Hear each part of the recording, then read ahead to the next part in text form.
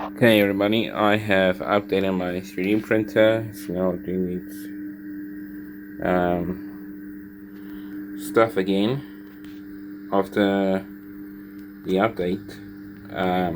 Seeing all this stuff again. I should make sure that is everything is done properly. Yeah, this thing is so cool inside. But yeah, this is a very expensive piece of kit that I have. So yeah, I really recommend you guys getting one of these if you very specialized with creativities and all that stuff. And this thing is a very high-end piece of equipment. So yeah, it's doing all the calibration stuff and input shaping.